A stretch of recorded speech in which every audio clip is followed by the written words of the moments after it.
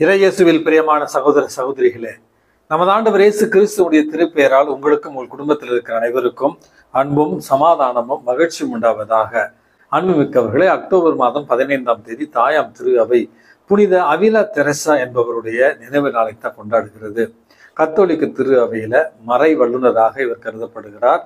பெண் மறை வல்லுநர்களிலேயே முதலாவது மறை வல்லுநராக இவர் கருதப்படுகிறார்.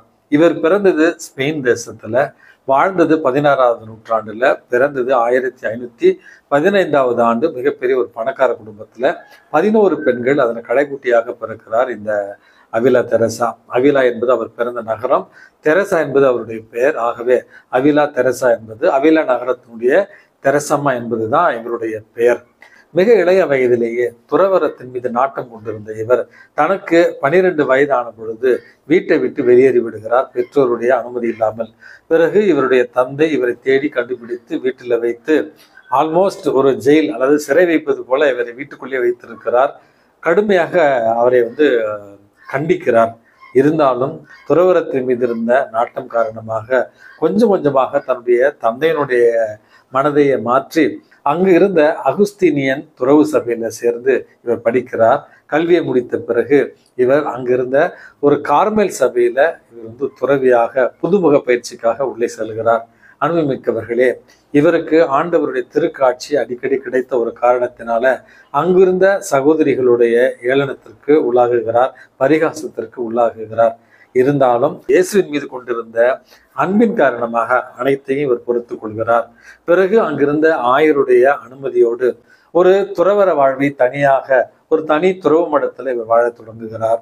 இவருடைய கடுமையான அந்த ஒடுக்க முயற்சிகளால் ஈர்க்கப்பட்ட பல பெண்கள் இவருடைய துறவு மடத்தை சேர்ந்தார்கள் என்று இவருடைய வாழ்க்கையில நம்ம வாசிக்கிறோம். அன்புமிக்கவர்களே, மௌனம், இறை வேண்டல் மற்றும் பிறர் அன்பு பணிகள் வாயிலாக இறைவனை அன்பு செய்ய தொடங்குகிறார் இந்த அவிலா நகரத்தினுடைய தெரசம்மா.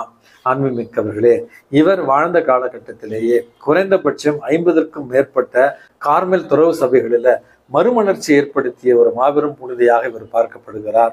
அன்புமிக்கவர்களே, இறையியல், மெய்யியல் இவற்றில கற்று தேர்ந்தவராகவும் இருந்தார். சிலுவையினுடைய புனித யோவானுடைய துணை கொண்டு பெண்களுக்கான கார்மெல் துறவு சபையில் ஏற்படுத்த மறுமலர்ச்சி கத்தோலிக்க திரு அவையில மிகப்பெரிய ஒரு மறுமலர்ச்சியாக பார்க்கப்படுகிறது. அன்புமிக்கவர்களே, ஆழ்நிலை தியானம் மற்றும் காட்சி தியானத்துல இவர் இறைவனுடைய அன்பை சுவைத்து அந்த அனுபவங்களை கவிதைகள் வாயிலாகவும் மற்றும் தன்னுடைய வாழ்க்கை அனுபவங்கள் வாயிலாகவும் புத்தகங்கள் வாயிலாகவும் எழுதி வைத்திருக்கிறார் என்று இவருடைய வாழ்க்கை வரலாற்றில் நம்ம வாசிக்கிறோம். இன்டீரியர் கேசல் என்று சொல்லப்படுகிற ஆன்மீகத்தினுடைய படிநிலைகள், எப்படி ஒரு ஆன்மா இறைவனை கொஞ்சம் கொஞ்சமாக தேடி அவரை முழுவதுமாக அடைகிறது என்கிற அந்த ஆன்மீக அனுபவ புத்தகம் உலகத்துல மிகவும் பிரபலமான ஒரு ஆன்மீக புத்தகமாக இன்றளவும் வாசிக்கப்படுகிறது. இவருடைய வாழ்வு நமக்கு ஒரு வாழ்க்கை பாடமாக இருக்கட்டும். இறைவனை எத்தனை துன்பங்கள் வந்தாலும் அன்பு செய்யக்கூடிய ஒரு மனநிலையையும், அதே நேரத்துல இறைவனுடைய திருக்காட்சியை நம்ம பெற வேண்டும் என்றால் காட்சி தியானம் மற்றும் ஆழ்நிலை தியானத்துல நம்ம ஈடுபட வேண்டும் என்பதையும் இவருடைய வாழ்க்கையில கற்றுக்கொண்டு நாமும் இயேசுவை ஆழ்நிலை தியானத்திலும் காட்சி தியானத்திலும் அறிய முயற்சி செய்வோம்.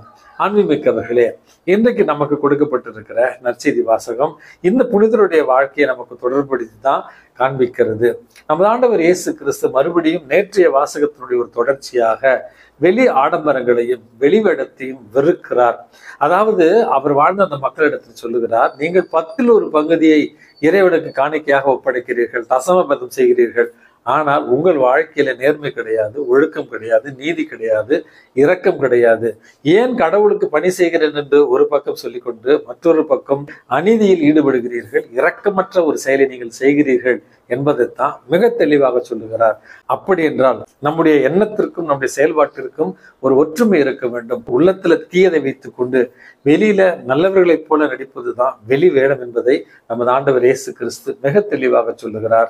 இன்னும் ஒரு உதாரணமாக, நீங்கள் வெள்ளையடிக்கப்பட்ட கல்லறைகளைப் போல இருக்கிறீர்கள். மக்கள் வெளியில அதை பார்க்கிற நேரத்துல வெள்ளையடிக்கப்பட்ட கல்லறைகளாக நீங்கள் தெரிகிறீர்கள், ஆனால் அதன் உள்ளே தீட்டு இருக்கிறது.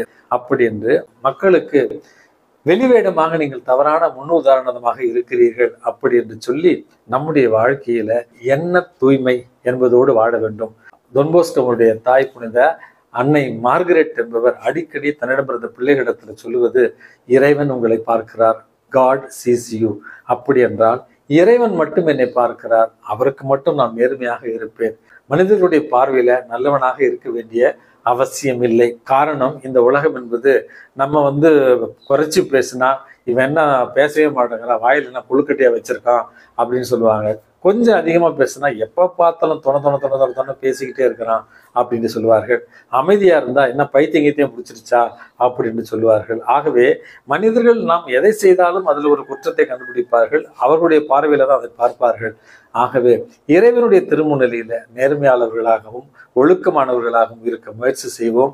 நம்முடைய செயல்பாடுகளில் இரக்கமும் நேர்மையும் பிறரிடமும் இருக்கிற நேரத்துல அதுவே சிறந்த ஒரு வழிபாடாகவும் மாறும் என்பதை புரிந்து கொண்டு இறைவன் திருமுன்னிலையில உள்ள தூய்மையோடு வெளிவேடமற்ற ஒரு வாழ்க்கையை வாழ முயற்சி செய்வோம்.